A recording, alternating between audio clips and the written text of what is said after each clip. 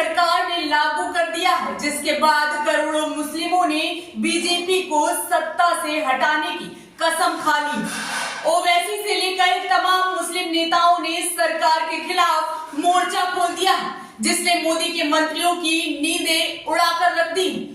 उधर मोदी सरकार लोकसभा चुनाव की तैयारियों में लगी थी कि इधर ओवैसी के ऐलान ने हड़कंप मचाकर रख दिया, जिसके बारे में जानकर आप भी हैरान रह जाएंगे।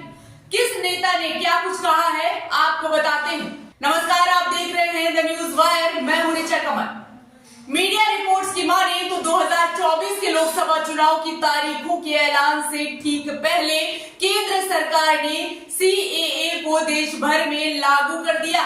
इस संबंध में सरकार ने अधिसूचना जारी की। सीएए रूल जारी किए जाने के बाद अब 31 दिसंबर 2014 तक पड़ोसी देश बांग्लादेश, पाकिस्तान और अफगानिस्तान से भारत आए गैर मुस्लिम प्रवासी हिंदू, सिख, जैन, बौद्ध, पारसी और ईसाई को भारतीय नागरिकता दी जाएगी। सीएए लागू होने पर एआईएमआईएम अध्यक्ष असदुद्दीन ओवैसी ने कहा कि नागरिकता धर्म या राष्ट्रीयता पर आधारित नहीं होनी चाहिए। एआईएमआईएम अध्यक्ष असदुद्दीन ओवैसी ने कहा, आप क्रोनोलॉजी समझिए, पहले चुनाव का मौसम आएगा, फिर सीएए के नियम आएंगे। सीएए पर हमारी आपत्तियां जस की तस हैं।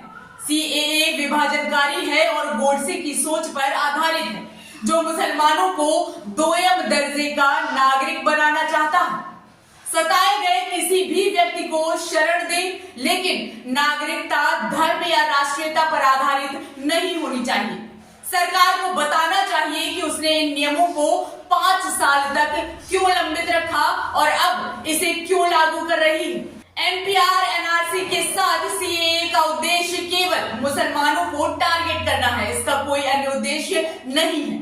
सीएए एनपीआर एनआरसी का विरोध करने के लिए सड़कों पर उतरे भारतीयों के पास फिर से इसका विरोध करने के अलावा कोई विकल्प नहीं होगा। बता दें कि सीएए को दिसंबर 2019 में पारित किया गया था और बाद में इसे राष्ट्रपति की मंजूरी भी मिल गई थी। हालांकि इसके खिलाफ देश के कई हिस्सों में विरोध प्रदर्शन शुरू हो गए थे। इसके बाद यह कानून लागू नहीं हो सका था। अब सीएए कानून लागू होने के साथ संवेदनशील इलाकों में पुलिस की सुरक्षा बढ़ा दी गई है। इस मामले में मुस्लिम धर्मगुरु मौलाना खालिद रशीद फिरंगी महली ने कहा, हमारी लीगल टीम सीएए नोटिफिकेशन को पढ़ेगी और फिर हम किसी नतीजे पर पहुंचेंगे।